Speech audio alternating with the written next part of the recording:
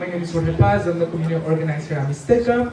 Mixteca is one of the co-sponsors of tonight's debate, along with APA Voice.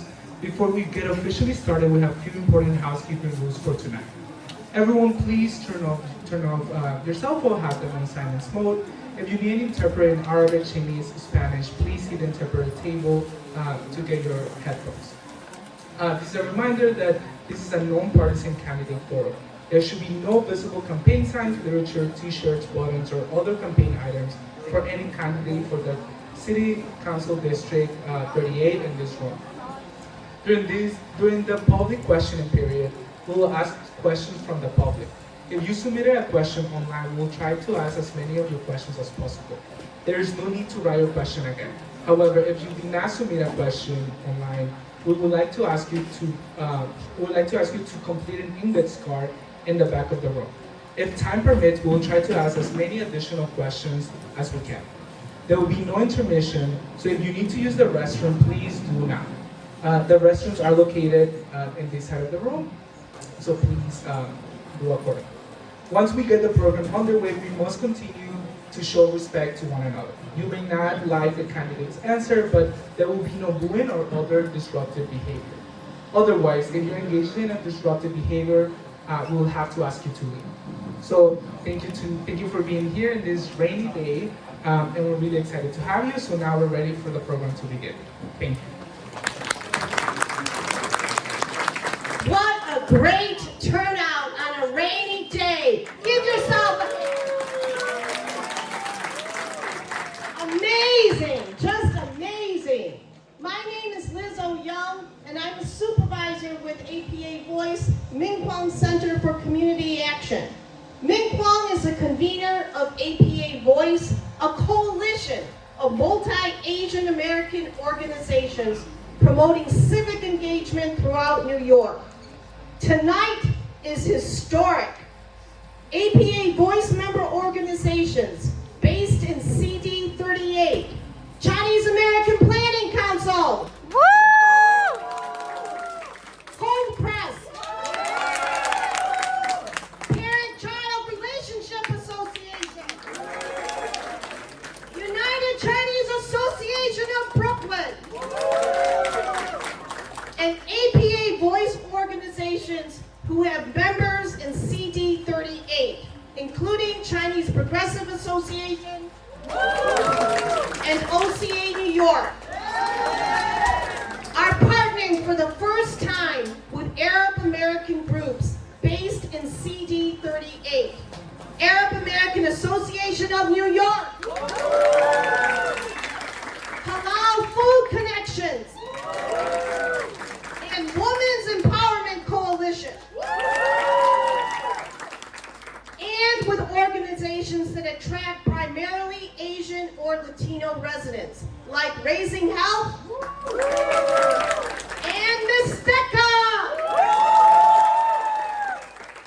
and with UA3, which serves low-income residents throughout New York City. In total, 13 Arab, Asian, and Latino and other nonprofit organizations have come together to sponsor this candidates forum, a testament of CD's 38 growing diversity and opportunity for strong coalition building. And tonight, we have two women of color vying to be the Democratic nominee for the 2025 general election for the New York City Council District 38 seat. Alexa Aviles, the incumbent, and Ling.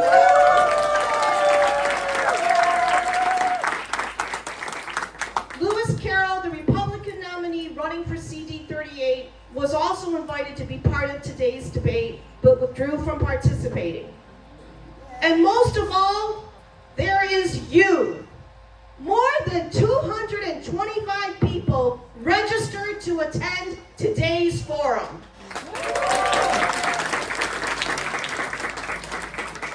The community of CD 38 is sending a strong message. They want to know who will represent them at the city level to be a voice and an advocate for their concerns. Since the Democratic primary for City Council District 38 only has 2 candidates, there will be no need to use ranked choice voting. You will vote for one candidate, and the candidate who receives the majority of the votes will win. However, on June 24th, 2025, in addition to the City Council races, there will be the race for mayor, where there are nearly a dozen Democratic candidates running. For this race, ranked choice voting may be needed if one of these candidates doesn't receive the majority of the votes. Tricia Kim, Community Engagement Associate of Ling, will now explain to you how ranked choice voting works. Tricia?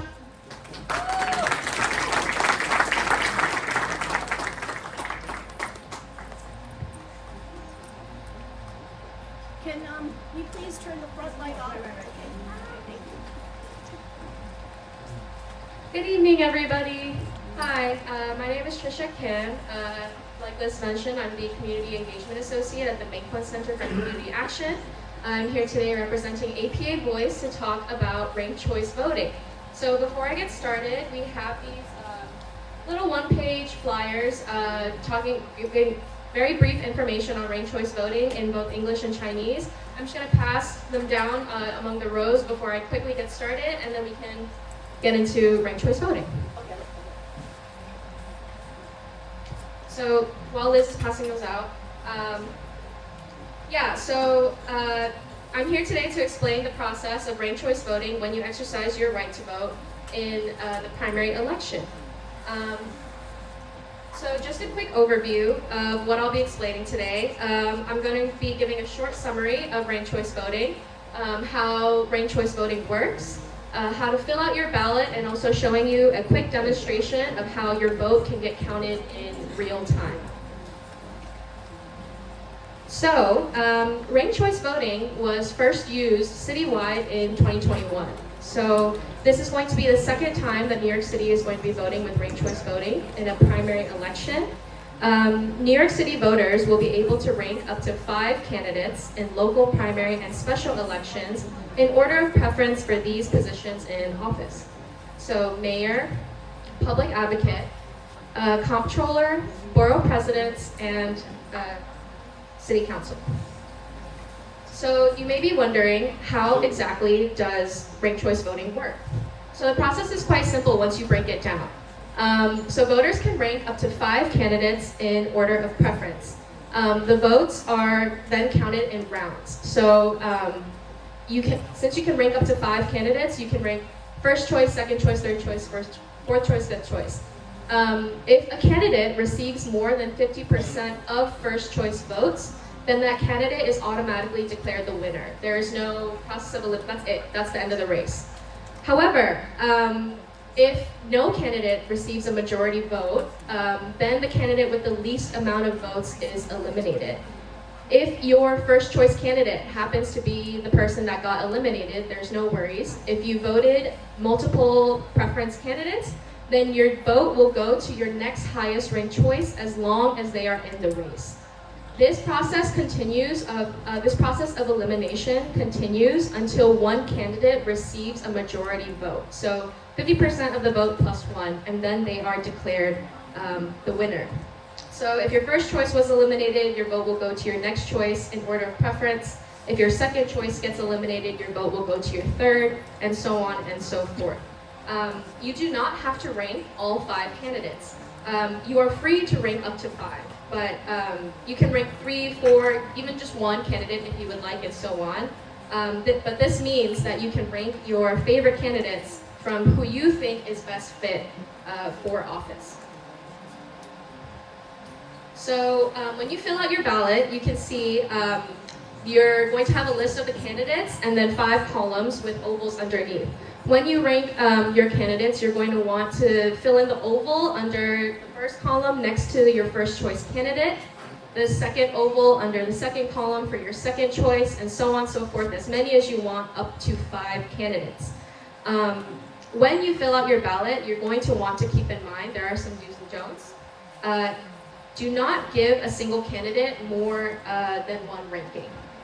You do not want to give one candidate your first, second, third, fourth, fifth choice. It's the same as leaving the rest of your options blank. If you give one candidate multiple rankings, it's the same thing as basically just giving them one.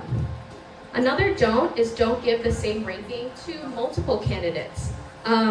If you give the same ranking to multiple candidates, your vote in that rank and later ranks cannot be counted. If you do not want to give the same ranking to more than one candidate. If you rank first choice, let's say, and you're like, oh, I'm conflicted between the second and third, I'm gonna rank both of them second, then that ranking and so on and so forth will not be counted. And lastly, you really wanna make sure that all of your ovals are filled in correctly, completely filled in. Ovals that aren't completely filled in would not be read by the machine if you are given a paper ballot, not voting through a tablet. So you really wanna make sure it's like filling in standardized test form, or if you're a student, that you really fill in all the ovals very clearly. So now you understand how what ranked choice voting is and how the voting process works. I'm going to show you a quick demonstration of how your ranked vote would get counted in real time. So today, since we're in Sunset Park, the ballot that we're going to be talking about is ranking your favorite type of noodle. So we have 5 choices here. We have egg noodle, ramen, rice noodles, glass noodle known as vermicelli, and udon. So this is a sample ballot. I'm going to just quickly rank my favorite noodles. So I'll go with ramen as first. Sorry, I like glass noodles better. I like chewy. Glass noodles first, ramen noodles second, udon third, egg noodle as fourth, and rice noodle as fifth. So you can see I have listed, make sure all of my bubbles are not overlapping, whether they're multiple candidates with the same ranking or different one candidate with multiple rankings. And then I'm going to press submit. And then we can see our preliminary results. So I am 1 vote of 30 votes. In order to win a majority, we need 16 of 30 votes. If you can see with the results here, I don't know if you can see this. There's like a very faint dotted line right here under 16. So out of 30 votes, we need 16 in order to win. So we can see that there are a total of 4 rounds in the process of counting the votes. In the first round, we see all 5 candidates are in the race. Udon has 10 votes, egg noodle has 7, ramen has 5, glass noodle has 5, and rice noodle has 3. There are no candidates who have the majority of 16 votes. There are no candidates that reach this number line. So what happens? The candidate with the least amount of votes is now going to get eliminated. So rice noodle is now eliminated. If you voted rice noodle as your first choice, unfortunately, I'm so sorry, they're no longer in the race. However, their vote now goes to their second choice. We see that ramen has a +1, so now there's 6 votes. Egg noodle has +1, there's 8. Udon now has 11. So everybody who voted rice noodle as their first choice, their vote now goes to their second choices. But we still don't see a candidate with the majority of 16 votes in the race. So now the candidate with the least amount of votes, which is glass noodle, is going to get eliminated. If glass noodle was your first choice or second choice, your vote will then go to the next candidate in the order of preference that you put down on your ballot. We still don't have a candidate with the majority of 16. So now we're going to move on to the last round. So ramen was eliminated because they had the least amount of votes. And we see that udon got an additional 3 and egg noodle got 5 votes. Udon finally reaches the majority vote by reaching 16. Yeah, udon. Put that down as number 3, but it's okay. We evolved. So udon has reached a majority of 16 votes. So whoever voted for ramen as their first, second, or third choice, since they got eliminated, their next highest preference candidate, their vote will go towards either egg noodle or udon. So now you see that udon is the winner. This is a very clear way of showing how your vote gets counted. You see that by majority, that udon was the preferred winner.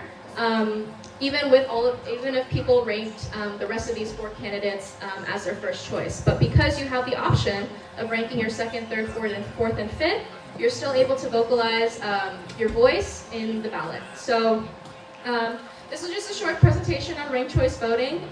Again, the primary elections, I know you guys aren't going to be using ranked choice voting for this specific district for city council, but you still can use it for all the other offices that are going to be on the ballot this year. So thank you so much, and hope you enjoy the rest of the forum.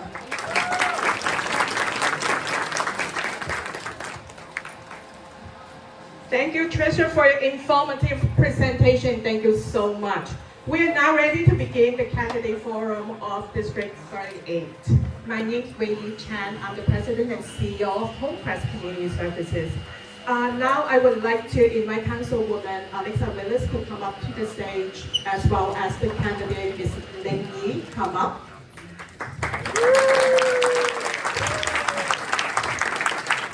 Thank you. I have the honor of introducing today's moderator of tonight's forum, Ms. Ron Xiaoqing. Ron is a reporter of Singtao Daily and writes both English and Chinese language publications. Her articles have appeared in Foreign Policy, the New York Times, The Nation, New York Magazines, Documented, as well as The City, among other medias. She has received numerous awards from Society of Professional Journalists, City University of New York Journalism School, and New American Media. She has covered South Brooklyn redistricting and changes in its political landscape. Please welcome Ron Xiaoqing.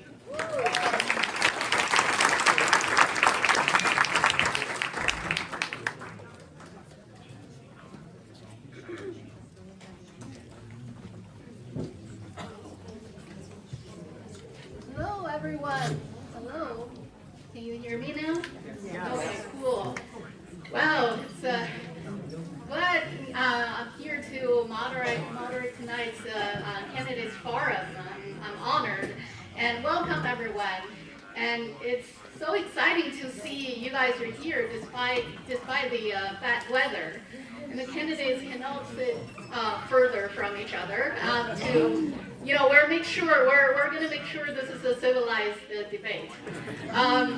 And the candidates are going to present their views on a lot of critical issues in this district that may impact your lives. I know you can't wait for them to speak. So now let's start with this 1 minute opening remarks from each candidate. Why don't we start with you, Councilmember Aviles? Okay. You can hear me okay? Yes. All right. Good evening, everyone. Hola, ni hao. Assalamu alaikum. First, I want to thank the organizers for hosting tonight's important conversation. As you know, my name is Aviles, and I am the very proud City Council representative for District 38. And I just want to say, over the last 3.5 years, my team has helped more than 4,000 Are we good? Okay. More than 4,000 constituents on everything from housing, permanent housing. We've passed more than 46 bills in City Council for working families to protect families against fires, keeping our air clean, finding permanent housing, and with corrupt politicians like Eric Adams and Trump, who are trying to make our life harder and trying to raise our rents. We have been fighting against their billionaire agenda, and I've stood up to Mayor Adams' corrupt budget cuts, and I'm an experienced council member who's delivered from the district, and as chair of the immigration, I promise to defend our immigrant communities.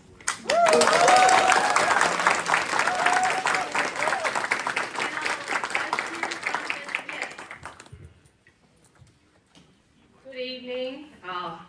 My name is Ling. I immigrated to the U.S. with my mom when I was 14, and ever since then, I have called this community my home.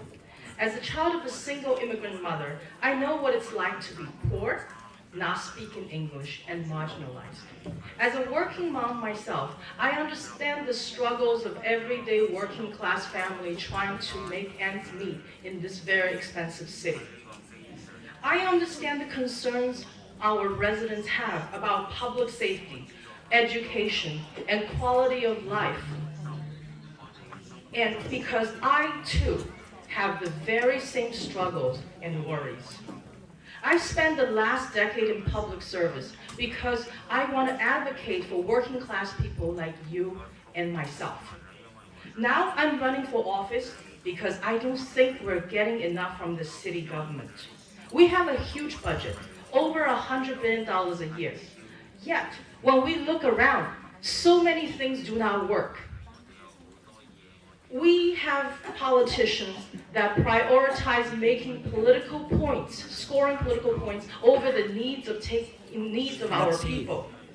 I'm running to change that and to deliver real results for our community. And thank you. Thank you, candidates. In the next part, you will get to answer some questions prepared by our questions committee. Each of you would have 1.5 minutes to answer the question. And then after you both initially provided your answers, the first candidate can choose whether you want to rebut. That would be 30 seconds too. And then if the first candidate rebuts, the second candidate can choose to rebut too. That will also be 30 seconds. And we have timekeepers in the front row. They will remind you when you only have 30 seconds left and when your time is up. So please respect the time limits. And if you exceed the time, you're going to be arrested. Okay. Just kidding. Let's begin with Councilmember Aviles. Okay. So what would be your top 3 priorities if you were elected this time as a city council member, and why? There's no arrests happening in this building today, so thank you. So my top 3 priorities is number 1, keeping New York City affordable, and that includes affordable housing. This is the number 1 issue we've experienced across New York City. So what that means is not only funding, ensuring there's adequate funding, but also keeping people in their homes, making sure that both the landlords and the tenants are in compliance and doing what they need to do. But our city can do more and should do more, and we need to preserve our housing. The second portion of this is public education. Our education system should have the full investment of our city government. Our city budget is more than $215 billion a year. We should be able to ensure that all children get a quality education. My third priority will be, honestly, keeping our community safe. And that means a couple of things. As the immigration chair, it means making sure that our communities feel safe going to the store. They can access the things they get. They can afford the things they get. They can also have lighting and trash collection and all the quality of life things that we deserve. So these are the things that we work hard on every single day, and will continue to commit to battle the city agency to make sure our residents get what they deserve. Round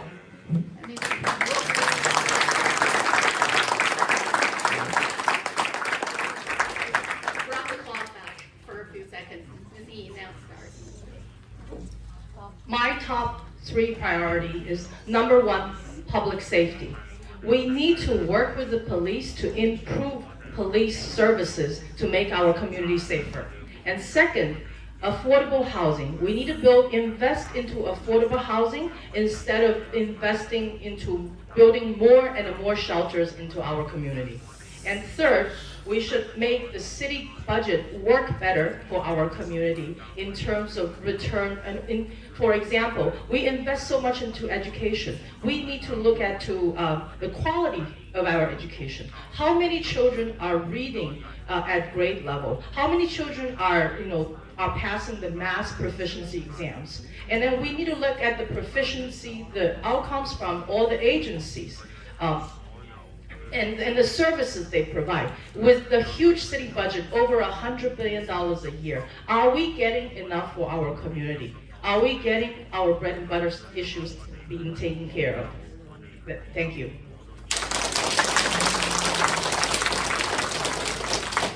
Okay, question number 2. Just as a reminder, the first reminder is you still have 30 seconds, and the second reminder is our time set. So question number, nobody rebut, right? No. Nobody rebut, okay. Question number 2. To address the lack of affordable housing in District 38, would you be willing to introduce zoning changes to allow basements, cellars, garages, and converted spaces to become legal living spaces? If yes, what specific proposals would you suggest to make these spaces up to code? If no, what are your ideas to increase affordable housing in this district, given limited space for new housing developments? Now we'll go with Ms. Yan first. The answer is yes. We need to look into existing options to legalize and make more available housing units. And then second, and those are not enough because as far as I know, many basements in our community are already occupied. So we need to be creative into expand affordable housing options and just increase the supply, both look into the public building on public land options and also the option of working and negotiating with private developers to increase supply and also negotiating for the maximum benefit for our community in terms of units of affordable housing. Yeah, I'm done. Councilmember Aviles. Yeah, thank you. So I'm really proud to say that our district has produced among the top 10 districts in New York City affordable housing units. So I have rezoned and will continue to rezone to make sure, however, that our community's priorities are first. I'm not interested in rezoning properties just for people on the outside. I want to make sure that our community is able to stay in the community that they live in, that they build in, that their children are in. And basement units actually was an important part of the City of Yes package that we put forward. There's a lot of considerations. I would 100% legalize basement units.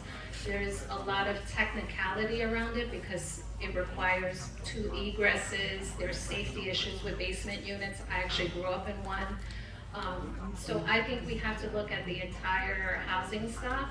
Of course, we need to add supply, but we just don't need market rate housing. We need housing that is affordable to the residents that live here. And so there are many ways to do that, and I'll say I'm very proud of the $2 billion we were able to get in the investment to build housing, to own housing, right? Our community should also be able to own property in the neighborhoods that they've built, and also to protect tenants and homeowners.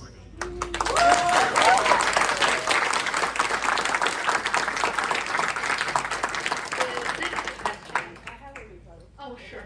Yeah. Councilmember, as far as I know, the affordable housing that have completed in District 38 in recent years were actually started by the previous Councilmember, Congressman Chaka. Under your leadership, has any affordable housing project broken ground? 100%.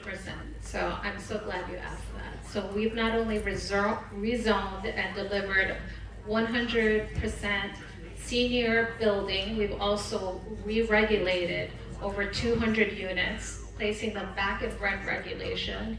We've also garnered community benefits agreements to make sure that a community-based organization has an affordable space to be. We have about 671 units in development, in progress, which will be 100% affordable. So thank you.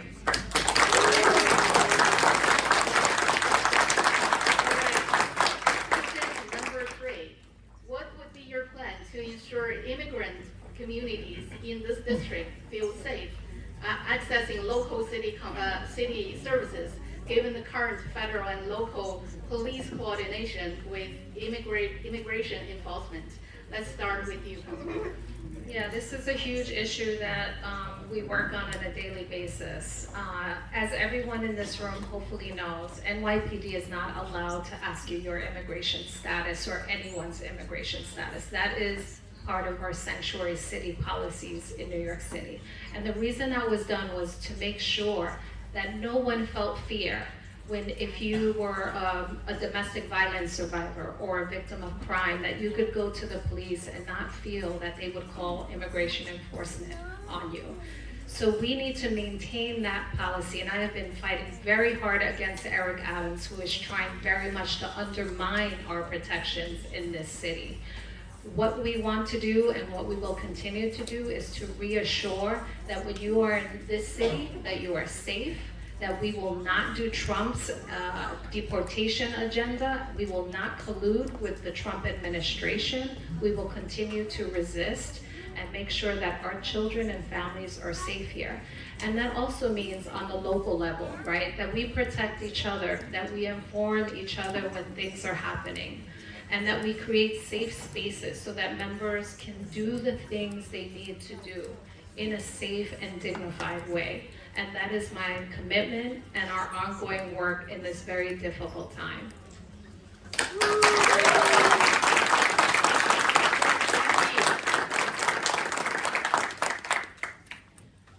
New York City is a sanctuary city.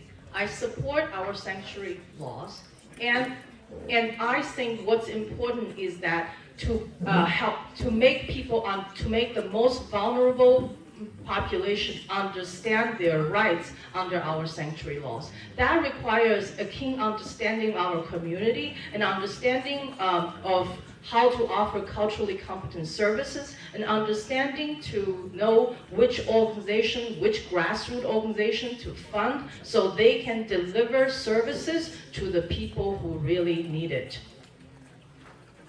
That's it.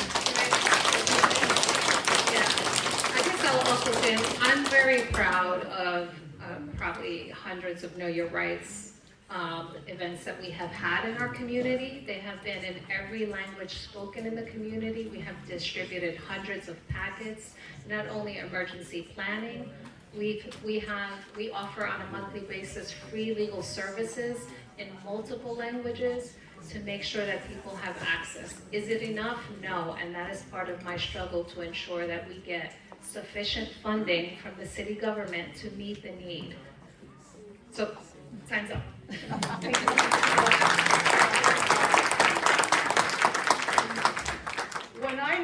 When I say culturally competent services and grassroots organization that really knows where the people in need are, I mean by, for example, I got contacted by Latino organization back in February saying that we need some Know Your Rights cards, but then all the organizations that we go to just gave us flimsy papers that they printed on the regular printer and then cut it off. Can you help us secure some Know Your Rights card? And I was like, okay, I don't have funding, but you know what? I can do it. And then these are the Know Your Rights cards that I printed.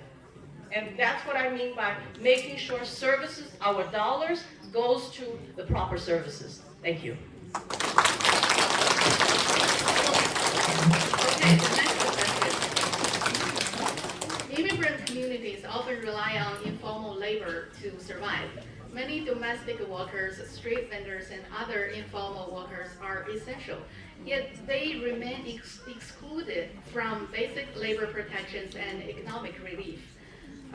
Especially given today's economic climate, if elected, how will you ensure these workers can access labor protections and economic relief to survive and to remain in this district? Let's go with Ms. Yin first.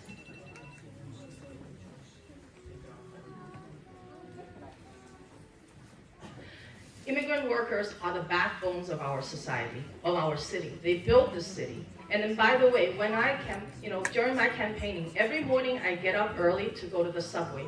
And then, so sometimes at 6 o'clock, I drive by the 7-Eleven. The day laborers are already there. And so we need to fund organizations that's such as Day Labor Initiative Project to help immigrant workers, to help provide job trainings and provide to help them understand their rights. And then also one thing I believe in is to reach across the aisle to people who are against immigrants. We should not only do preaching to the choir, we should reach across the aisle to people who are maybe against immigrants to persuade them that immigrants are good for the city.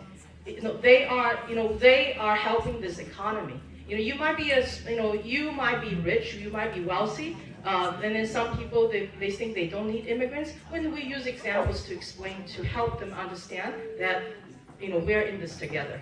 That's what I believe in. Thank you. Councilmember Aviles. Yeah, great. Thank you for the question. So I'm really proud we were able to pass immigrants' worker rights bill, right, to ensure that immigrants understood their workers under the law, their rights under the law, excuse me. And this is an important step for everyone. We're also very proud of supporting not only the Immigrant Day Labor Initiative, but the many organizations that work with various immigrants in both nail salons, day laborers on the construction workers, all kinds of industries where they need support. So I'm very proud of ensuring that the funding continues to go there. But also, I'm not going to waste my time engaging with folks that dehumanize immigrants because of a status. I'm going to focus on making sure that we get the appropriate investments and services to where they belong. And the truth is, all people deserve dignity, and you have a right to work here, and we must ensure that we are not criminalizing people because they do not have access to a formal education or license here. We have to ensure there are many economic pathways for people to bring home money to make sure they pay their rent and protect their families.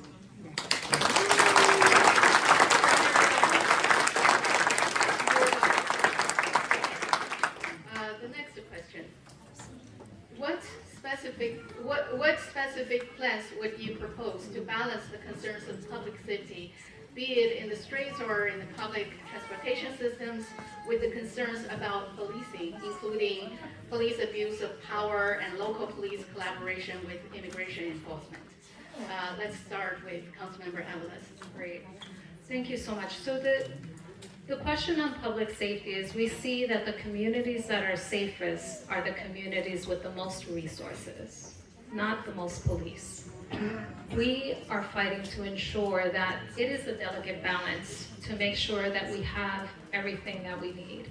And in many ways, what we are seeing is, while many things feel unsafe, we continue to see decreasing crime statistics and decreasing, what we are feeling is an economic challenge of being able to afford and feeling unsure.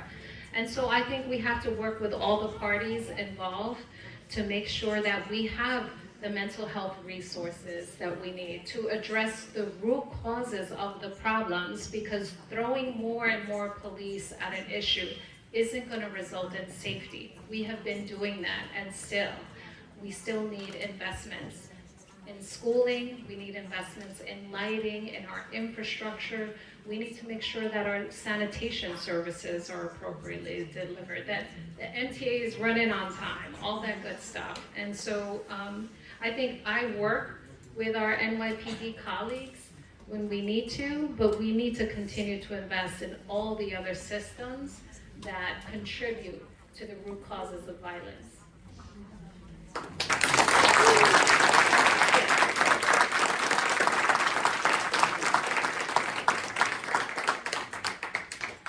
I believe in community-oriented policing.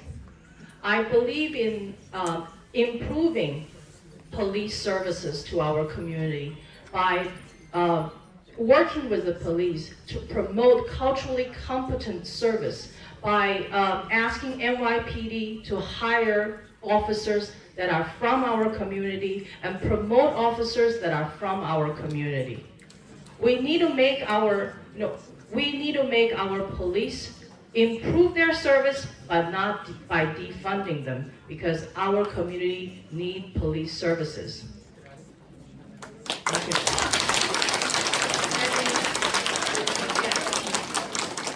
I guess it's important to acknowledge that the police have never been defunded in no budget ever. But what is important to note is that there is also accountability. Like every city agency, they have to be accountable, because police can result in responding the wrong way, can result in the death of our community members. And we see this happening with mental illness. Police are not equipped to deal with mental health calls, and often what you see is a call result in death. So we need the right approach to address the right issue.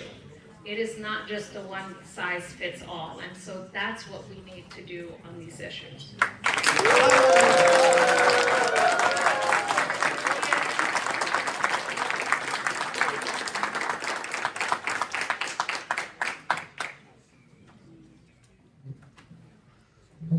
I agree with the council member that we need better policing. However, what we disagree is how to approach that. So if we need our police to respond better to our community, to treat our community better, so the most important bargaining chip a council member has over the police is budget. So if you say defund police all the time, what chip do you have to get the police to listen to you, to work with you? And then on mental health, for example, mental health workers, they sometimes need the police to accompany them. So for example, last month on 84th Street in the district, 84th Street. Sorry, we have to get to the next question. What's your position on the recent executive order signed by the President on March 1st, 2025, declaring English as the official language of the U.S.? What role will your office play if people in your district cannot access services without language assistance? Let's start with Ms. Yi. One important thing, thank goodness in the United States, there are different levels of government. So at city level, we recognize that our city is a melting pot and a multicultural city. And we provide language services. So as a council member, I will make sure to keep language services funded and to value and to celebrate all culture.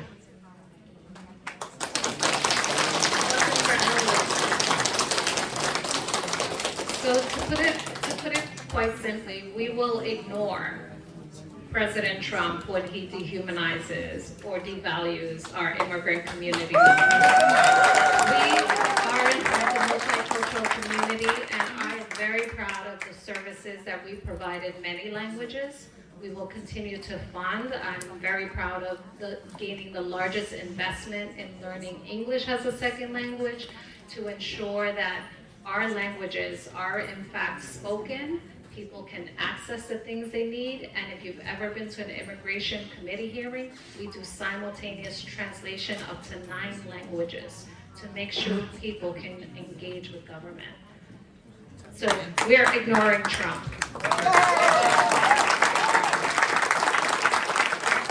Any rebuttal? Okay. Next question. District 38 is a mecca of culturally diverse residents. Given the recent tariffs and inflation, what is your plan to make cultural foods accessible and affordable to your constituents?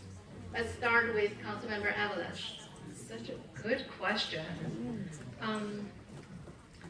So I think for the things that are within, obviously the tariffs have a major impact in an area that we can't necessarily control. However, what we can control as a city government is how we purchase and how we support small businesses. So whether that is in the guise of funding grants or ensuring that businesses can get lower costs because they use their purchasing power to buy more, we have to think of ways to make it easier for our small businesses to navigate things that the federal government is doing. Unfortunately, there's probably not a lot of laws we can pass at the local government, but I think as a city, we can certainly make sure that the businesses have access to the things they need, loans, grants, what more? Just to make it easy to not only start a business, but to run the business, because that's where we see a lot of challenges with city regulations. So I think making it easier for people to the extent the city can do so to continue to run their business and get us the food that we love.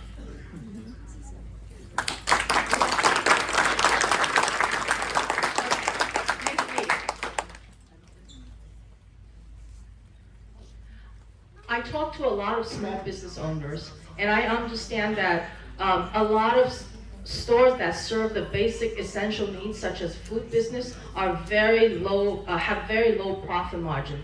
So they are very susceptible to sudden cost rising, such as rent, taxes, fees, or also the tariff.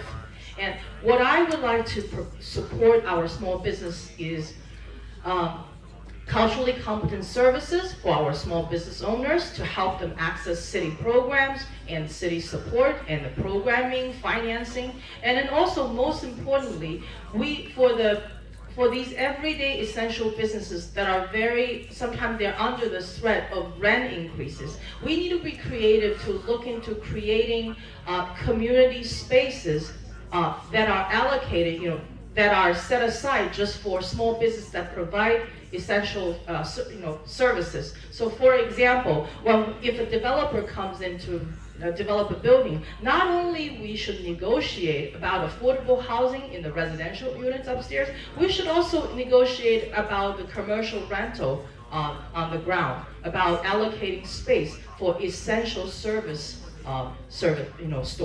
Thank you.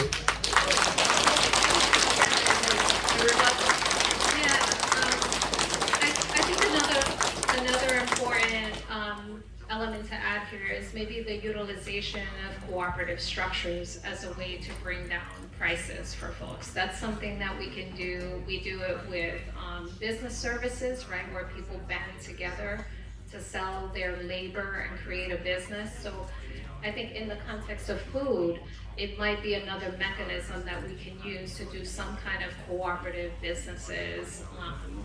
And I will say really like a candidate's ideas of municipal stores that also uses market purchase power to lower prices.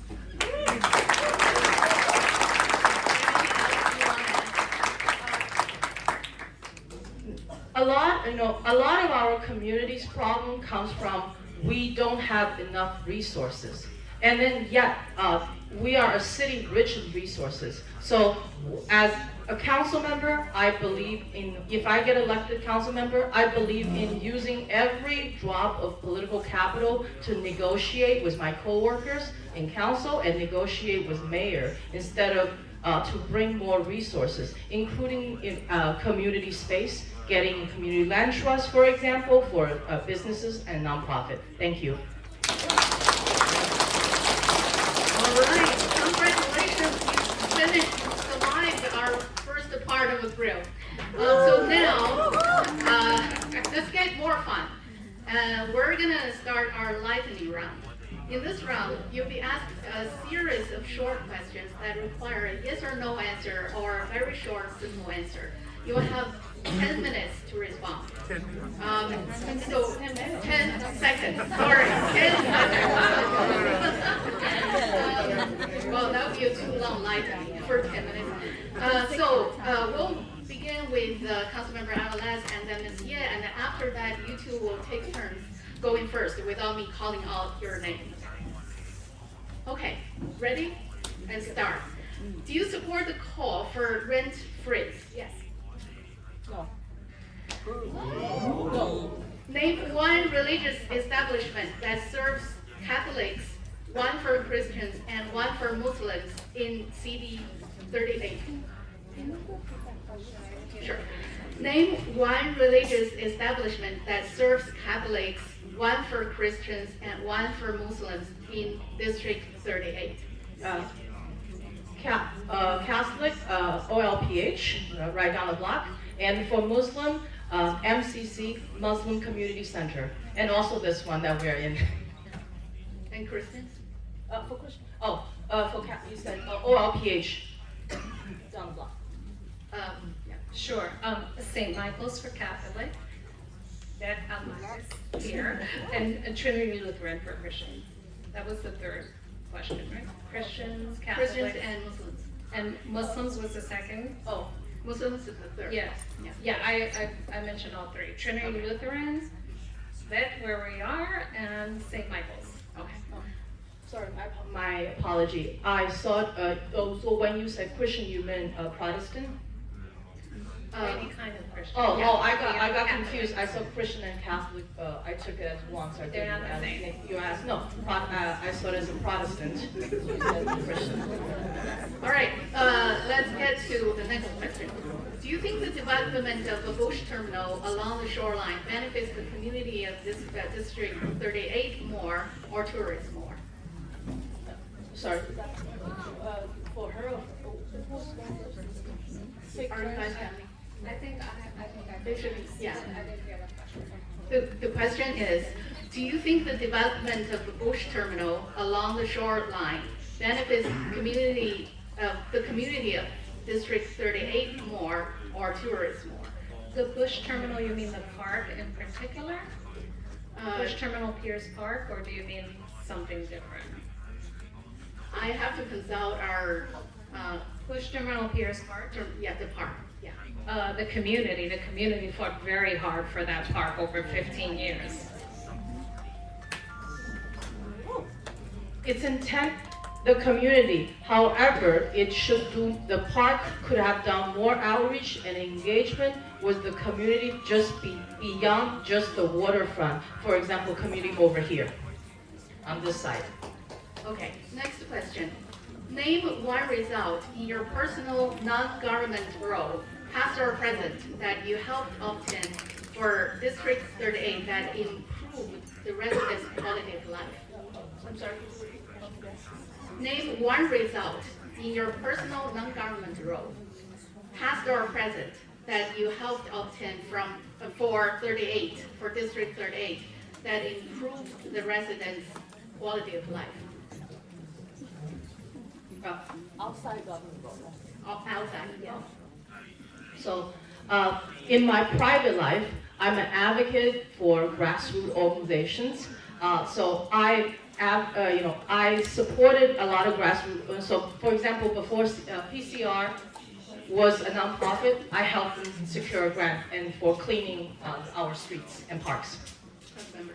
Yeah, 10 years on the PTA, I worked with families to get access to services. During crisis, we did language accessibility. We also brought in enrichment activities, tons of stuff. Okay,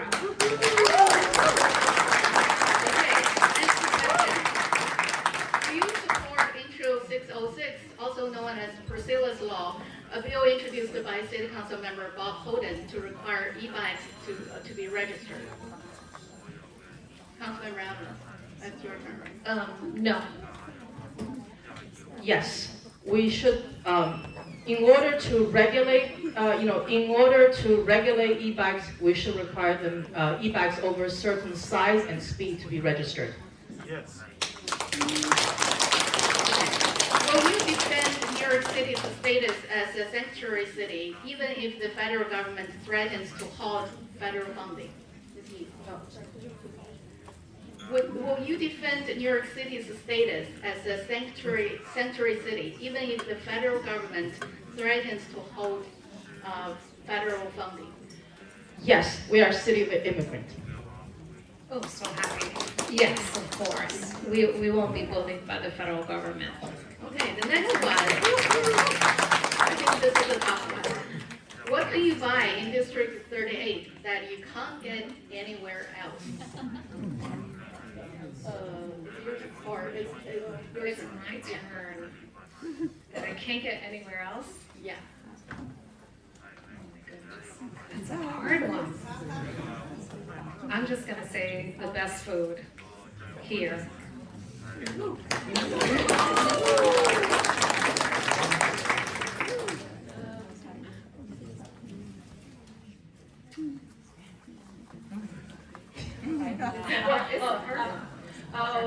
It's from, we can get a Chinese deep fried pancake, Hao Bing, for the Fujianese people here on 8th Avenue that nowhere else can get. Oh, wow. It can go good. I know. They're sold in multiple locations It may around not, 7th and it may 8th not be Avenue. your district though. No, they are. They're all, it goes Okay. all the way, we have 8th Avenue from, 60, the other side of 62nd. And then 48th. All right, The we'll 48 talk is very about nice. we'll talk about more about food later after this forum. And the next question: do you accept the campaign contributions from real estate lobbyists? Absolutely not. No, I did not accept them. Which is the fastest and slowest subway train in the district? Well, I think it's next, right? Yeah, that's your turn. Oh, yeah. It's your Ling, sorry, Ling. Okay. Yeah. The fastest is the N. The slowest is the R. I agree, the R is the slowest, I would say the D is the fastest. So, what is your favorite place in District 38 to chill?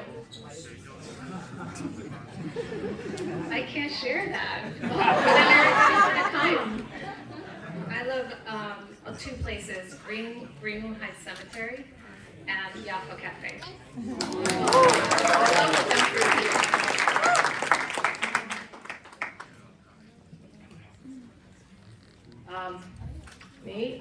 Sunset Park, and then any of the eateries, many restaurants, because I love food, so I pretty much, whenever I'm eating, I'm chilling. So many restaurants that's in District 38. So what would be the first piece of legislation you would introduce if elected in November 2025? Oh. Okay, yeah. Our city agencies use census data as the measure to allocate resources. And District 38 get the short end of the stick because our community, 10 seconds? Yeah, only 10 seconds. oh, okay. Which topic? On which field? I would, a city agency use more relevant data other than census to allocate resources for our community. Councilmember Aviles. Oh, this is really hard, we have so much legislation pending. I would look at, we have a lot of climate related legislation to make sure that we have healthier communities, so it would be around health and wellness. What language are your 2025 campaign flyers in? Arabic, Chinese, Spanish, and English.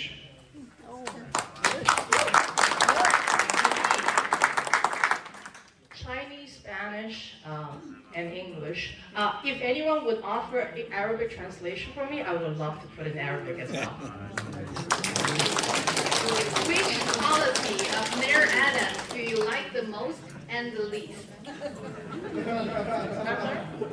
Which policy of Mayor Adams do you like the most and the least? Oh wow, there's just way too much. Well, like the policy that it's hard to name one that I like. That's a hard question. What I like the least is him putting shelter everywhere.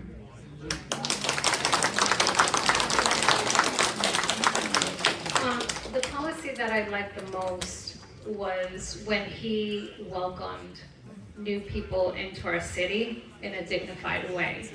The policy that I disliked the most was when he blamed his welcoming those people, he blamed the city being broke and creating hate among communities because of it, his decision.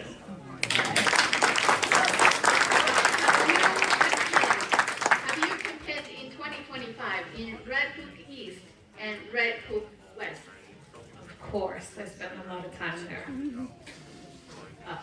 Yes, I have attended Red Hook East Tenant Association meetings. West does not allow outside, even elected officials to attend without getting approval first, so I've been in the buildings. So now, rank your top 5 choices for mayor. I haven't made a decision because I need to see more from the candidates on what they have to offer our community and what solution they have for us. Councilmember Aviles. Zoran Mandavi, Brian Lander, Adrian Adams, and Donald Myrie. Finish our lightning round. And the next, I'm gonna take a rest. And you guys get to ask each other a question. And you each have 1 minute and 30 seconds to answer. So we'll start with Ms. Yi. Your question to Councilmember Aviles. Okay. Councilmember Aviles, your website says people over profit. So why do you support putting more homeless shelters by developers who reap millions of dollars in profit and ignore the pleas of residents from Greenwood Heights and Sunset Park who suffer from oversaturation of shelters in their neighborhood?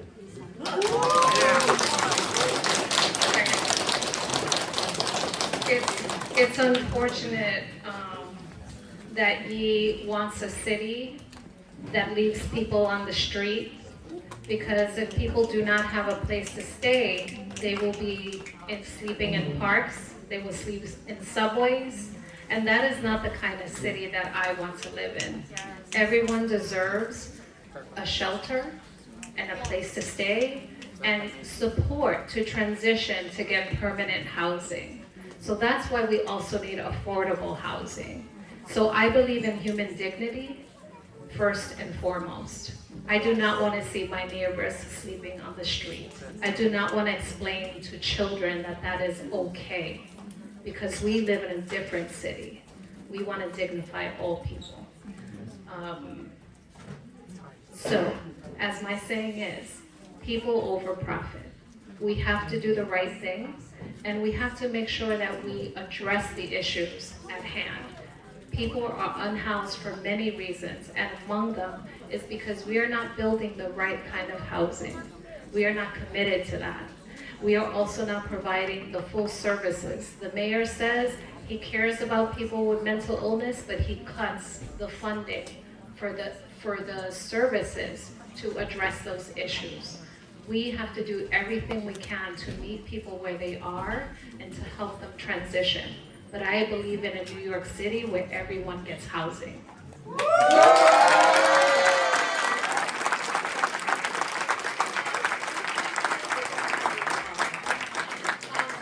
done with this section, but now, Councilmember Aviles, your question to Ms. Lee. Yeah, so we know big real estate is spending hundreds of thousands of dollars to support your campaign. So I got this attack ad in my mailbox, and I'm sure many in the audience have gotten it as well. So how can we trust you to deliver affordable housing when you're backed by the same wealthy developers who are raising our rents and pushing out working families from our neighborhoods?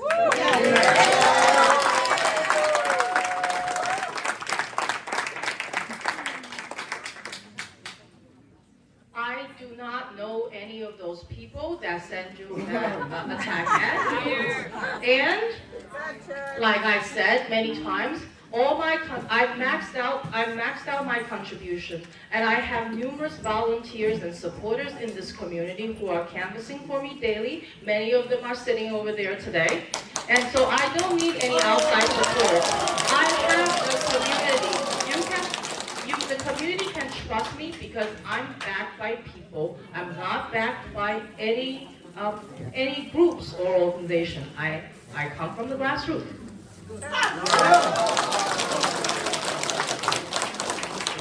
Okay, the next part, we're gonna have questions submitted by the public when they registered online. We're going to try to ask as many questions as possible. Some questions are consolidated and edited to make it shorter. Like the first part of the forum, in this part, you each have 1.5 minutes to answer the questions. And still, our timekeepers on the front row will remind you when you have 30 seconds left and when your time is up. Okay. And also, there is a rebut. You can choose to rebut in this part. The first question. District 38 is home to many nonprofits that serve immigrants and other vulnerable communities. Given the current federal administration's policies, which are impacting and will continue to affect state and city support, how will you work to protect and support these nonprofits so they can continue serving those most in need? We'll start with Councilmember Aviles. Such an important question. So currently what we are doing is ensuring that we are communicating with all our nonprofits, making sure that they have the information that is most important to them, ensuring that if there is funding falling out, which is currently are, that we are allocating and making sure that at the city council level that we can support where there are funding gaps. So a big part of it is communication. It's advocating not only within the city government, but also our state colleagues and our federal colleagues for that matter, to make sure that people are protected. I've done tons of webinars for nonprofits to make sure they understand the new terrain and the regulatory elements and how to protect themselves, because the nonprofits also need legal advice and coverage, the same as people. So it is funding, it is advocacy, it is regulation, and it is making sure that people have the information to protect themselves.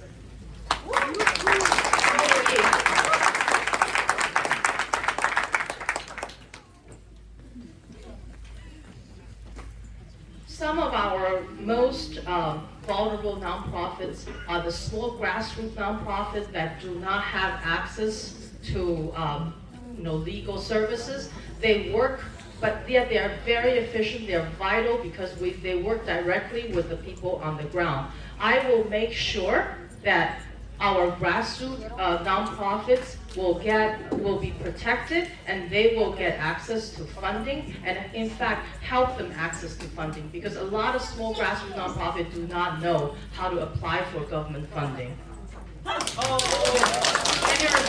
Yeah, sure.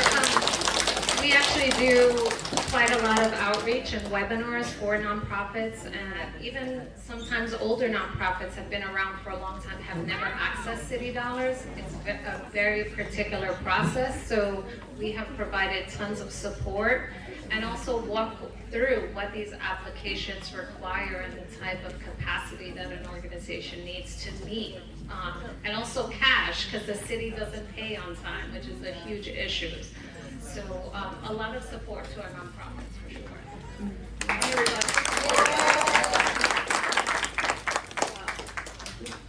Councilmember Aviles, when I worked for Councilmember Carlos Menchaca, I've noticed that his discretionary funding tend to spread out a lot. He funded a lot of small grants, $5,000 a piece, to a lot of small grassroots organizations. And one thing I've noticed was your discretionary funding is that you tend to fund larger pieces to a much smaller number of nonprofits. How are you supporting our grassroots organizations?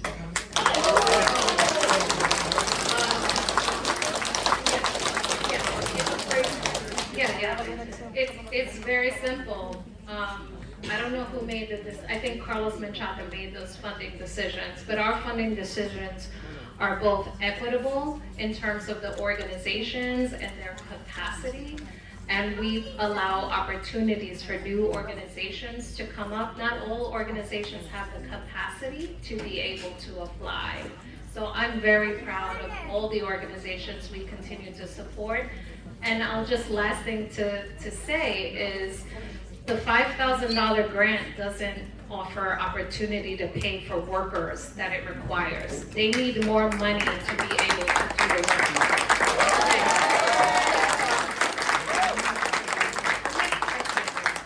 You guys touched a little bit about this just now, but now you have the opportunity to explain your view a little further. How do we balance our community's safety and the concentration and location of homeless shelters in this district?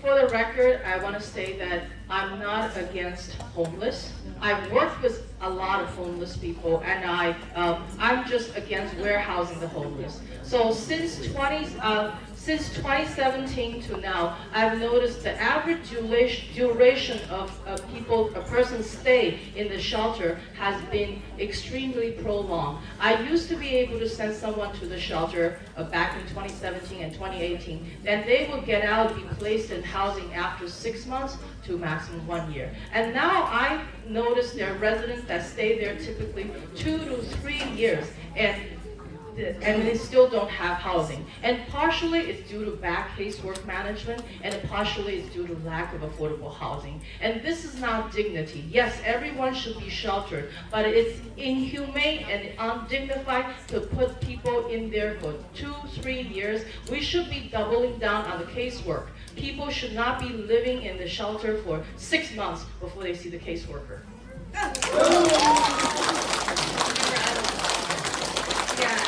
It's exactly one of the reasons why we voted no on Eric Ireland's budget, because he cut the caseworkers across many agencies that help people get into permanent housing. 100%, shelter should be transitional. It should not be permanent housing for New Yorkers. Unfortunately, because of the affordability crisis and because of how challenging it is, it remains a place where people stay for long periods of time. It is not okay for our shelter to be permanent housing, but we still have a responsibility with the right to shelter law that people have and can access shelter when they need it.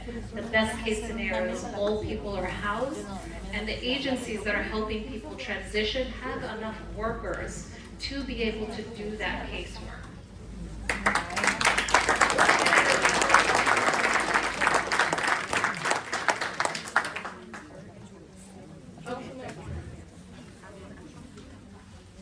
If we, so Councilmember Aviles, how comes you have not raised that concern when developers come into our community to put more and more shelters? How comes you have not raised that concern to the developer and city agency? Why are they not doubling down on casework? Because had they done that, we wouldn't need so many shelters. In fact, we probably could have a reduction in the current shelters while still housing all the people who need to be housed. I'm not quite understanding what you're saying, since you haven't been in any of the conversations that I've had with city agency administrators, developers, and/or people doing this work. I will say several things.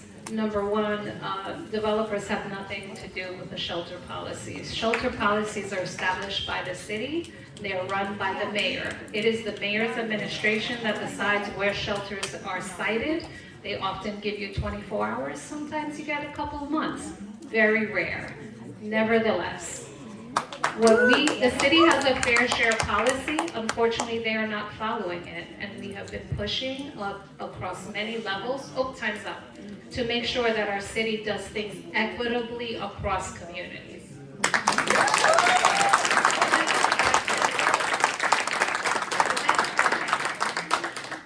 What is your plan for permanent affordable housing, including public housing, stopping evictions and high rents and displacement in this district? Great, so that's a lot of different things. Number one, ensuring that the city is investing in the subsidy to build the affordable housing. Now, we were able to get $2 billion to ensure that that can be done throughout the city. So I'm very proud of that. It requires the city to invest. Public land should be for public good. Unfortunately, we don't have a ton of public land in our district, so we can't do that. However, the city needs to continue to prioritize deeply affordable housing. We need to ensure that tenants' rights are protected, right to counsel gets expanded. We need to ensure, what was the other thing? Evictions. I mean, actually, the right to counsel, shown if you have an attorney, your chances of getting evicted drop significantly. People need to understand the system, and they need to be able to access the system. And I think there was something else. Displacement. It is a huge issue in our community, and this is why you cannot be part of the developers team. You have to fight for this community, because if the developers had their way, they would push us all out of our communities and they would develop luxury housing. We need to make sure we invest in preservation, preserving our community, and building housing that we can afford to live in as a working class community.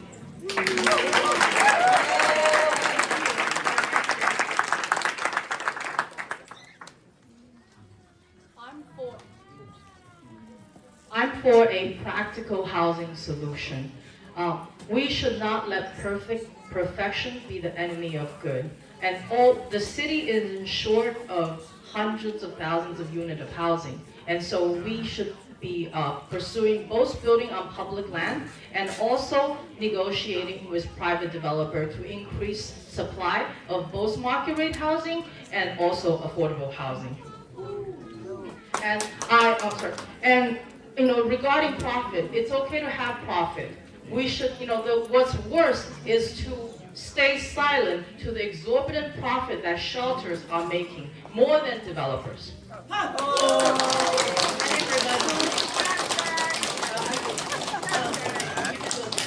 So, Councilmember Aviles, you have stated multiple times that you don't want market rate housing in the district. You only want affordable housing. So, a few blocks from here, at 8th Avenue and 62nd Street, next to the subway yard, there's a construction over 1,000 units of luxury housing, 0 allocated for affordable. How comes you're staying silent to that? Oh, I'm so glad you asked this question. So, what you should learn about the law is that there is something called building as of right. This development does not require me to approve anything. The developer can do this as of right. So in fact, we've been tracking this very closely because the community board is against this very massive development, which is inappropriate. I am opposed to it, but I have no legal bounds to be opposed to it. The development is using state funding, which will require it 25% affordable, and I say that because we know what that means. So when you are a council member and you understand the law, there is as of right development and rezoning where I have an ability to make decisions.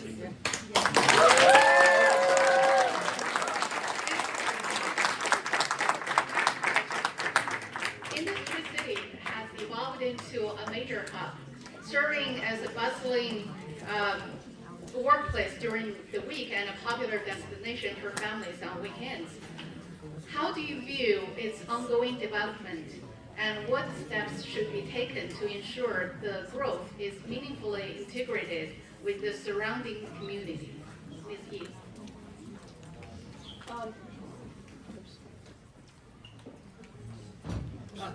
The Industry City rezoning is off the table, and so there's no more negotiation. Whether you like it or not, Industry City is here to stay. I'm practical like that. So, of course, I'm going to, do the best I can to use my political capital to ask Industry City to to engage with the community, to allow the community to enjoy the open spaces there, to allocate spaces in Industry City for our community, small businesses, and nonprofits. But then again, my power is limited because we're not negotiating with them. That's why I say it's always important to negotiate when we have chips on the table. Right now, we don't have a lot of chips, thanks to the the effort to kill the rezoning led by Councilmember Aviles before she was in City Council.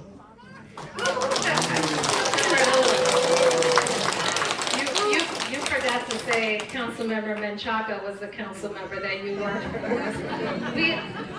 As a council member, I will say I've talked to Industry City. They are a neighbor, and they need to integrate with this community. They have a corporate responsibility not only to extract wealth from our community, but to also inject wealth in our community. And so that means, why are we gonna go buy tacos for $10 when we got good tacos on Fifth Avenue for $3?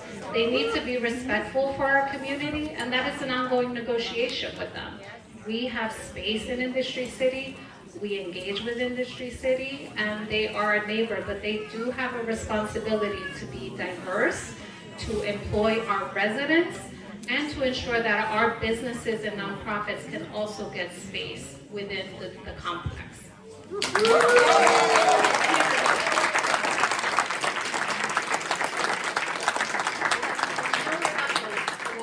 get to the next question. Please break down where your campaign funds and donations come from, including from any outside groups who don't review their donors who are supporting your candidacy. Councilmember Aviles. So campaign funds, And donations. I don't have, I think the only donations we have from entities are unions, teachers unions, 32BJ, the nurses, PSC CUNY, and the rest are all individuals. I don't have the breakdown of how many individuals. We've raised about $70,000 to date, and we've met our matching. I think our average donation is $80, if I'm correct, but I don't have the breakdown here. Happy to provide it because it's public information.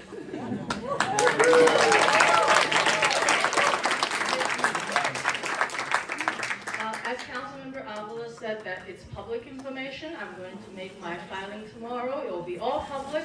So to date, all my contributions come from private individuals. So unfortunately, I don't have union checks, and I turned down PAC donations. So all my donations come from individuals, and the vast majority of them being district residents and the city residents. Well, it's public information.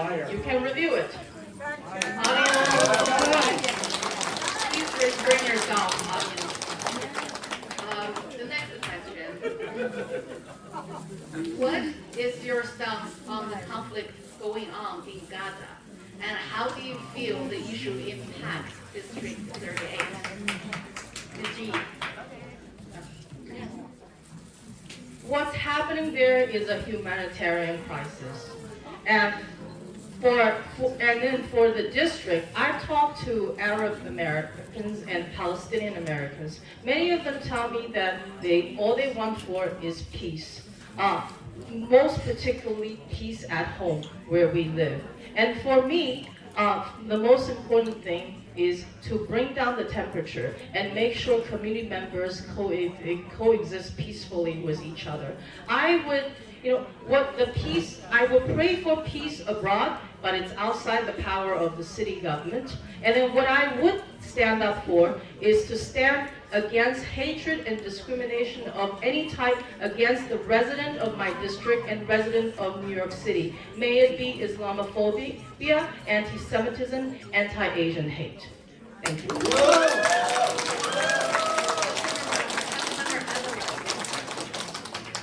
So, I stand for the human rights of all people, and I believe in the dignity of all people, and our community is a global community. We have people, Palestinians, and people from all across the Middle East. I was one of the first council members to immediately call for ceasefire, because we know we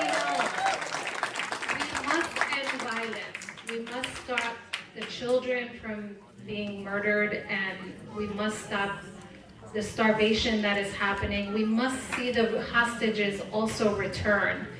ending the violence is critical in the Middle East, and it impacts our community here because we are thinking about our family members back in their home countries and what they are doing. I do not believe in discriminating against any people for any religion, for any purpose. But we must be honest, and we must hold everyone's dignity first and foremost. So I will just say, I do not want my tax dollars going into war and into bombing children. I want them to stay here and to invest in the affordable housing that we need, the child care that we need.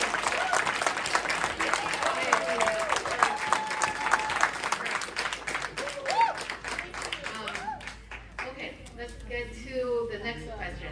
Oh, yes, please. You can rebut. Yeah. So Councilmember Aviles, earlier to some of my earlier questions, you have, for example, regarding shelter or regarding the construction of the luxury housing on 8th Avenue and 62nd Street, you have said those are outside your power, you don't have power. And it seems to me that you are picking and choosing on what issue you take on, what issue you champion, whether you have power over it or not. Like Gaza, Palestine is it's an international politics issue. You don't have direct power over it, but when you want to, you pick it up. And then the other things that you don't want to pick up, you can easily say you don't have power over it. Why? I love that. This is a great question. Thank you so much. So I believe your leader has a responsibility to do the right thing. I don't believe that you should snake away. I believe all people have dignity, which is why shelter is important, and I don't want people sleeping on the street. I also believe that children should not be killed in a conflict, that we should dignify all people. I believe Palestinian freedom and equality, and the same freedom and equality for all people across the globe. We have a responsibility to say those things, and my time is up.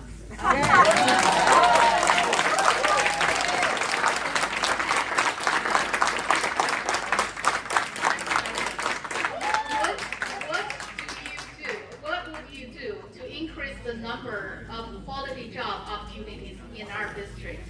Councilmember Aviles.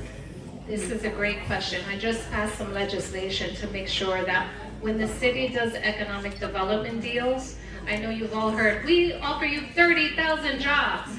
And we never know if those jobs materialize because the city does not report who is actually hired. So I've just passed a bill to require reporting to make sure that the agencies that are hiring and when the city is doing economic development deals, that our community gets jobs. And not only any job, we want living wage union jobs that you can support a family in this very expensive city. This year, you're expert.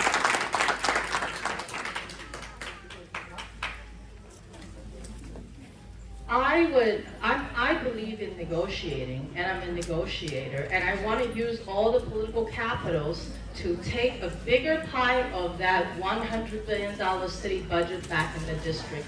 May they be capital investment or economic development, or a lot. And I'm open to also negotiate with developers in building housing, in building public infrastructure projects, because all of those projects offer good paying jobs, good paying union jobs. So I would not be fighting with my city colleagues over political virtual signaling, but to be 100% focused on bringing the budget pie back to the district so we have more opportunities and economic development.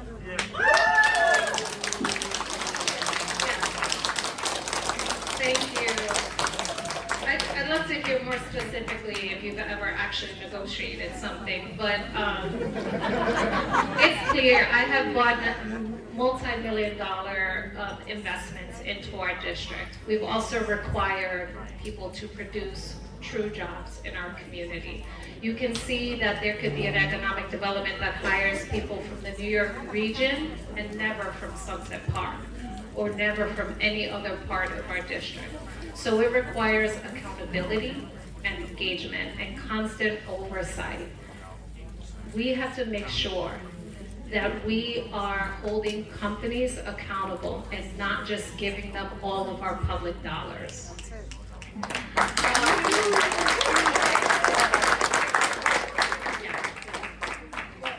Councilmember Aviles, so in the project, in one project that's ongoing in the district, the BMT project in Red Hook, when you are, how do you explain your position to be against it, and that kills all the jobs for not, job prospect for NYCHA residents? So,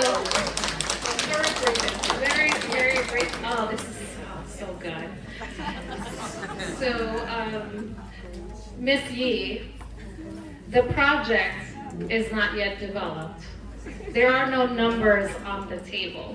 What there is a proposal to build luxury housing on private land. And in fact, the proposal doesn't include what should be an economic development project to ensure that we actually get the maximized number of jobs into our community that would benefit the Red Hook houses and all of District 38.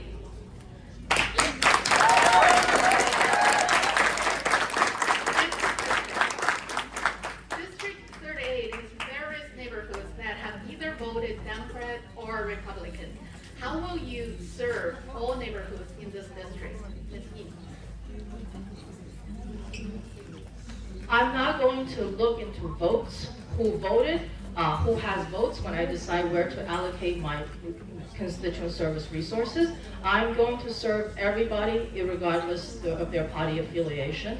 And then I'm going to be focused on bread and butter issues. I know, because I know our residents need that. I'm going to have a team of constituent service staffer that aggressively follows 311 complaints. And I will actively encourage residents to make 311 complaints for their quality of life concerns, and then bring the numbers to my office so we can make systematic follow-up with agencies.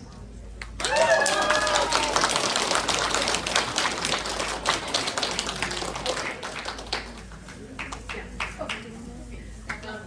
question? Oh, that's the rebuttal, right? No. That's oh, right, this question, sorry. There, in this district, there are various neighborhoods that either voted for Democrat or Republican. How do you represent all of them? Yeah.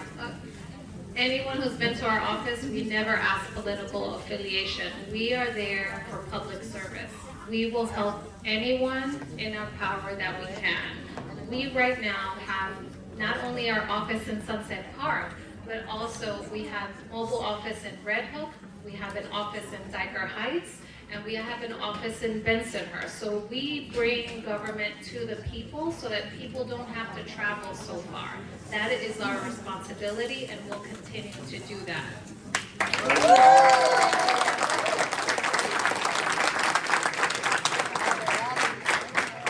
Councilmember Aviles, how do you explain that you started showing up on the south side of the district in Dyker Heights and also, the AAPI part of Sunset Park after I started running? And before you were missing in action up until this year. I guess you were too busy working with Dan Goldman.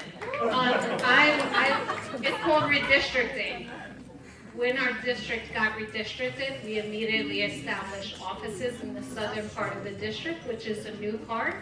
We moved our district, we actually had an office on 8th Avenue. We partnered with PCR to bring our staff onto 8th Avenue.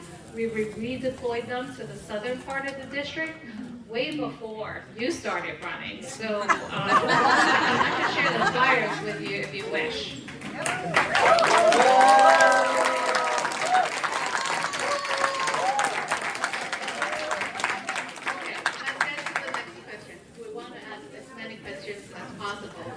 So the next one is, Mental health remains a taboo subject within immigrant communities, despite the significant emotional strain many face while adjusting to life in the new country.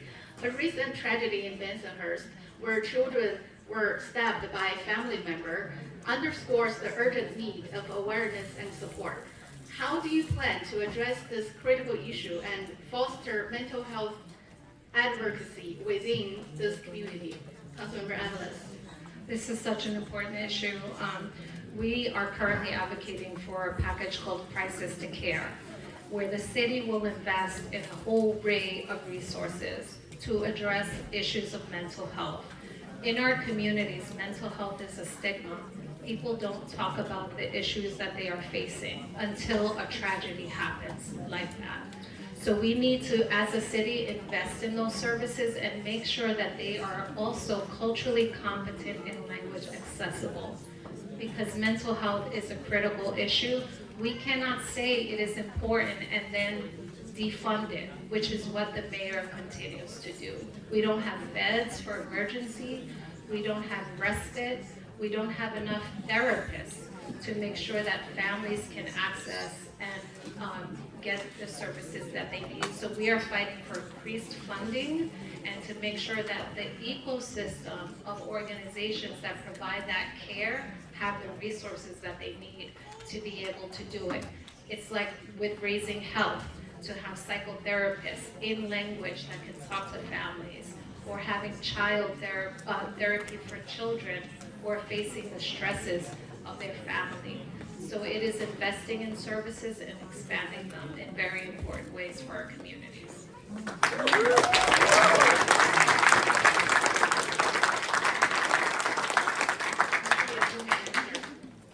The 84th Street stabbing attack, and the night, it's not alone for our community. So also we should also know the hammer attack happened in 2023 in Sunset Park, and also before that, back in 2017, a woman was attacked by her husband, and one arm was chopped off, and on her other hand, her 4 fingers was sliced off, and then going forward, more and more. They all happen in the Fujianese community. This is a very high-need immigrant community that need culturally competent service, or simply put, that they need resources. They shouldn't, just lip service about expanding services won't do. They're living on top of each other in Sunset Park. They live in high stressful environment because they are later comers to America. So most of them don't live in rent stabilized apartment because they came too late. So we need to really put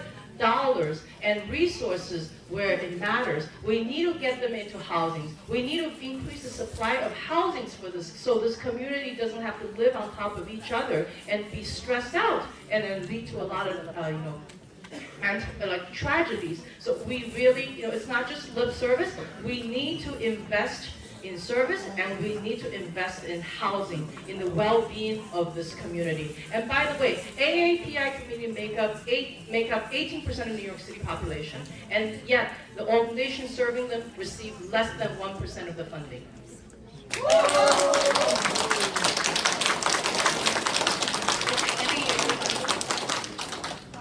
No, I think we have been fighting to get adequate amount of city budget for the AAPI community, in particular, very big supporter of the 18% and growing campaign. And I'm proud to say that actually maybe a little more than half of the funding that I allocate goes to AAPI serving organizations, when they only make 35% of our district. Nevertheless, it is important, and it's an equity issue, and we have a lot of work to do as a city to make sure that we fund the people.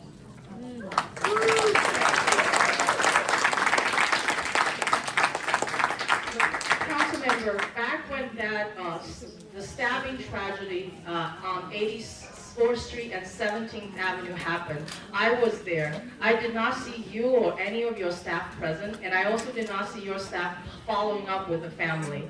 And then on the hammer attack the tragic incident of hammer attack that happened right in Sunset Park on 53rd and off Fifth Avenue, I did not see your office getting involved in helping the family the whole time. So,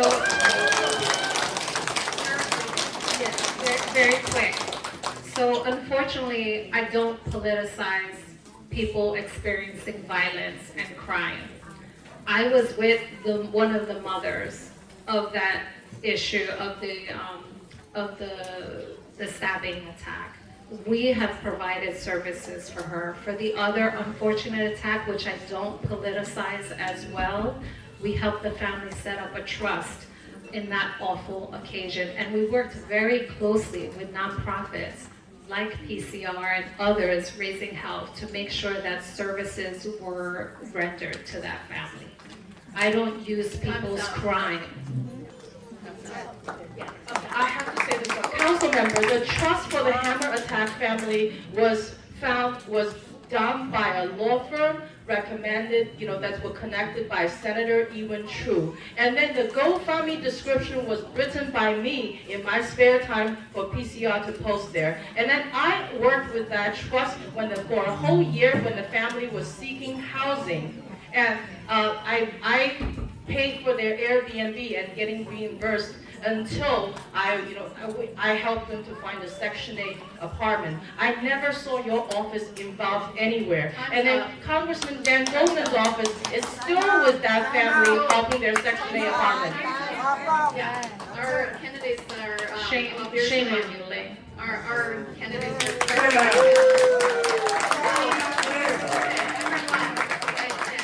We'll get to the next question. With the current federal administration rolling back climate protections and doubling down on fossil fuels, how do you plan to protect the residents of District 38 from worst effects of climate change, including flooding, particularly in low-lying areas? Councilmember Aviles. Yes, flooding is a huge issue, and certainly the Trump administration's denial of climate change is awful. Thankfully, we got the Empire Wind project back on track, so I'm very proud of that work that continues.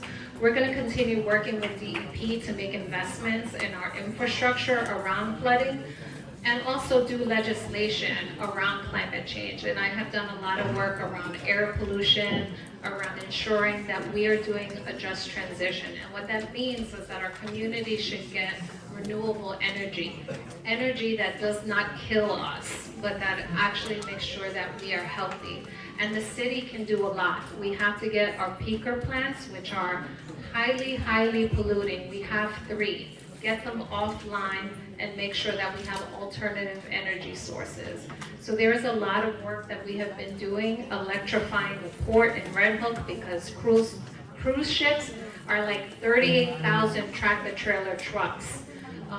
So there is a ton of work that we have been moving forward, and I'm really proud of something called the indirect source rule that will actually tackle pollution like at the trucks rather than just at the warehouses. So there's a lot of work to be done, and I'm really proud of everything we've done to date.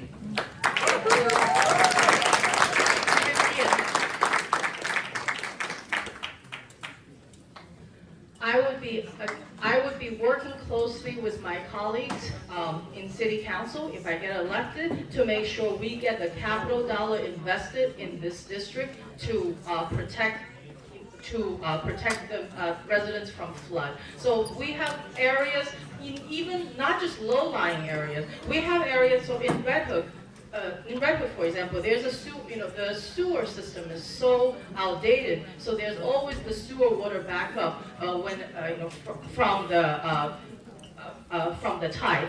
And then, it's not Red Hook is low-lying, but right around here in Dyker Heights, around 72nd and the 7th Avenue, and around around 63rd and 9th Avenue, the sewer system is also so antiquated. Whenever there's a rainstorm, residents in those areas, their basement get flooded. So those areas, and then it's been going on for years. They need the capital investment to update the sewer under those streets. And these are my priority, to assess the needs of every area and to make sure they get the capital dollar investment from city.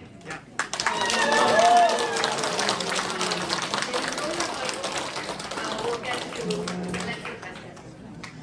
So what would you do if elected to make the services for domestic violence, for the victims of domestic violence more effective? And what would you do to support children with disabilities in schools?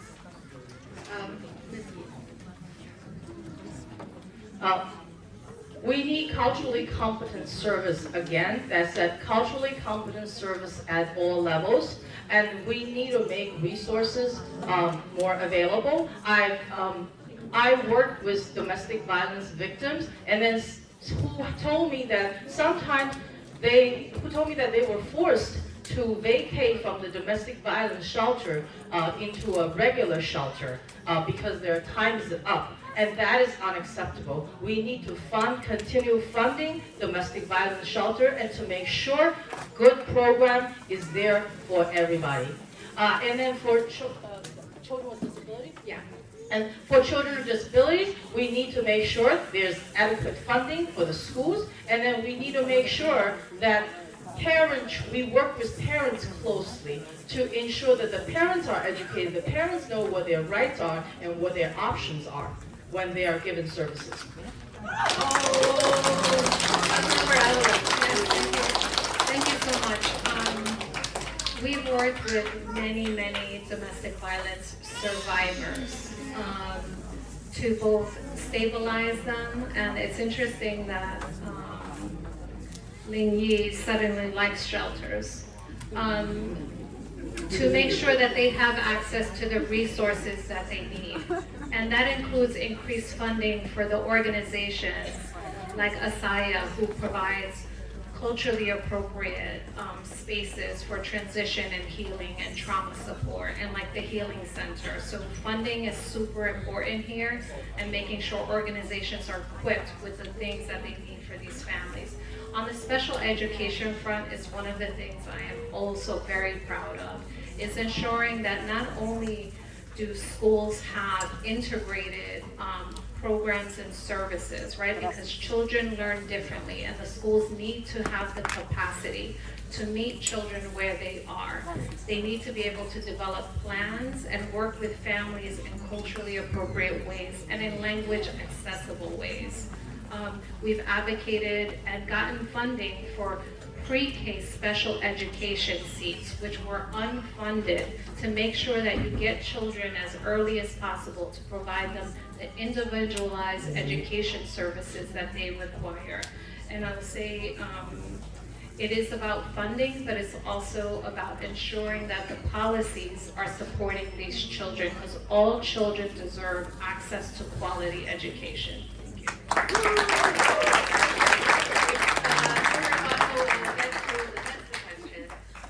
What will you do to prevent anti-Asian hate in your district? Number one, building solidarity with communities. Hate is not acceptable anywhere.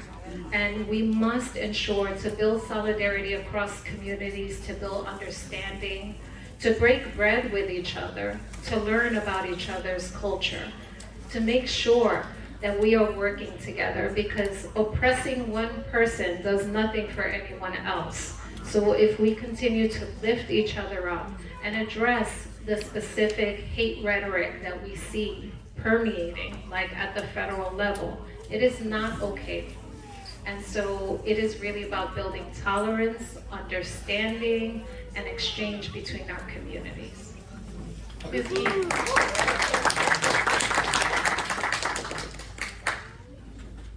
Fostering mutual understanding between different communities and building bridges by funding vital programs that bring community together. And then on top of that, a lot of our Asian AAPI community members, especially elderlies, They went through the COVID era of sharp increase of anti-Asian hate crime, and many of them are scared, and they need safety. And then many of them, due to their language barrier, it's very hard for them to report a crime, for them to call 911 for protection when they face, when they face harassment. We need to work with police to make their service more culturally competent, to make more language access for people who need to call 911, and then to decrease police response time, and also to restore police foot patrolling of our community streets to make our community safer.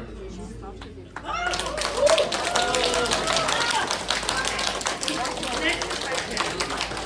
What is your stance on the street vendor reform package and calling cops on street vendors who would get $1,000 fine? Ms. Yi. Well, first of all, I'm not for criminalizing the street vendors. But in order for us not to criminalize them, we need to regulate them. So I'm for regulating to more regulation and civil fines, and also punish the bad, some of the egregious rule breakers while rewarding good behaviors. In order to regulate this field that balances the residents' quality of life concerns and the street vendors' need to make a living.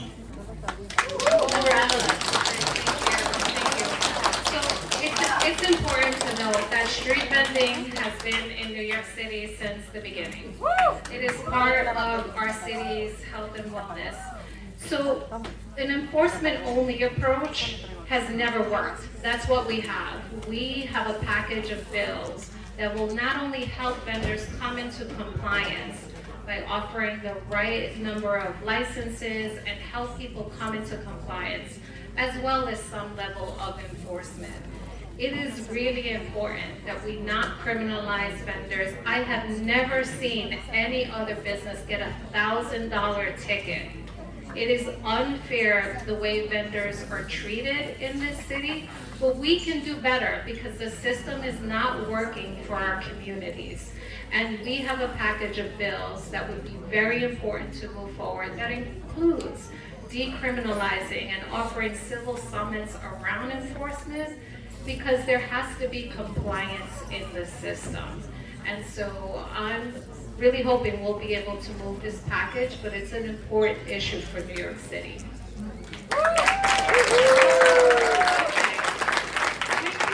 Keep going like this for you want to. Okay, please. When I go to, at Community Board 7 meetings, street vendor blocking sidewalks and causing quality of life and also safety concerns is a recurrent topic. Councilmember Aviles, I know that you're not for enforcement, but and then the frustration has been that if you don't even punish, how do you reward and encourage the rule, vendors who abide by the rules when you don't punish the egregious violators? So, Ms. Yi, I really don't know where you're getting your information from. It is really important, number one, that this system is not working for anyone. It's not working for the vendors, it's not working for the community residents. We must do better in a system that actually works. And in order for that system to work, we have to change it because it does not work right now. I believe, and all vendors believe, there of course are vendors who are not paying attention to the rules and some who are very diligent. But we have to fix a system and time is up.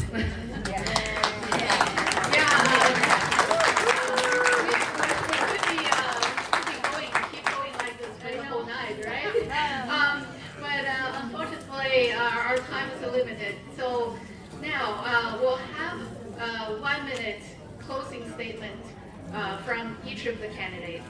And this is your last chance to leave an impact on the audience to show them why you should be elected.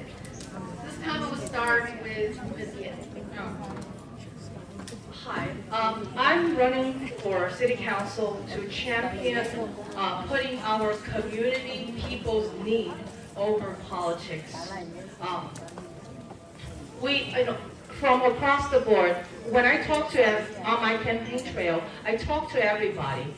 From all the, it's surprising that people from all walks of life, from different ethnic backgrounds, what they want is so similar. They want to leave home in the morning and then take the subway and come home safely. They want their kids in school getting a good education. We all want the same things. And I'm running to elevate solving bread and butter issues with practical solution. Thank you.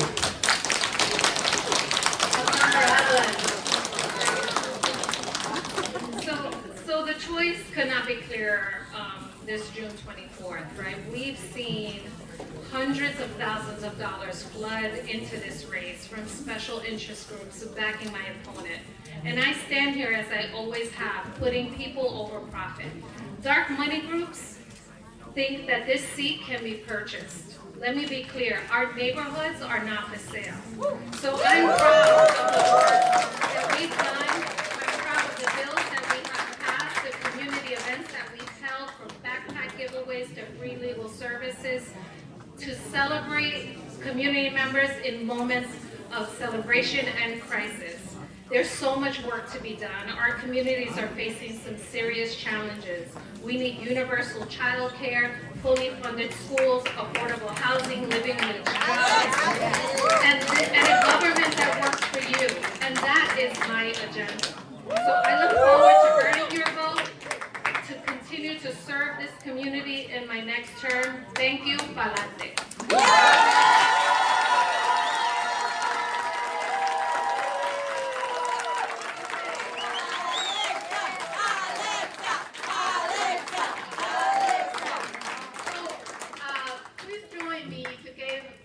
Our two candidates another round of applause. I hope their answers tonight have given you opportunities to understand their views better and to form your idea of who you're gonna vote for. If you're a registered Democrat, don't forget the primary election is on June 24th, and please make your informed vote. Now, don't leave yet. We still have one more speaker. Good evening, everyone. Thank you so much. Assalamu alaikum, everyone. Good evening to you all. Thank you for your presence. My name is Yamina Kazadri. I'm the founder and CEO of Halal Food Connections, an organization, nonprofit organization that seeks to empower the community by addressing their food insecurity needs of here, Sunset Park, and all throughout District 38 and citywide. I'd like to first start by thanking our moderator, Ron Cheng. Thank you so much for your time and for keeping it humorous. A special shout out, of course, to the Islamic Center for the Arab American Association in New York for allowing us to use this station. And we wanted to thank also the people in the back, all the interpreters who have been working silently in the back and the volunteers for helping make this event accessible and successful. Look at the turnout, it's beautiful. And we want to thank each and every sponsoring organization for helping us put this event together. And we want to ensure that we continue to meet the candidates and educate ourselves to ensure that we have an informed decision when we are out there at the ballots. And that's the essence of civic participation and democracy, making sure that we are informed electorate. You guys get it. I'm exhausted at the end of the day. So we hope everyone gets home safely. Good night to you all. Thank you so much for turning out. Hope to see you guys at the ballot. You know you have answered the questions and continue to show up. And I'd like to have the participating organizations from the planning committee come to the front for a group photo, please. Thank you so much, everyone. Everyone, there's food over there. Please take some. Yes, help yourselves to some.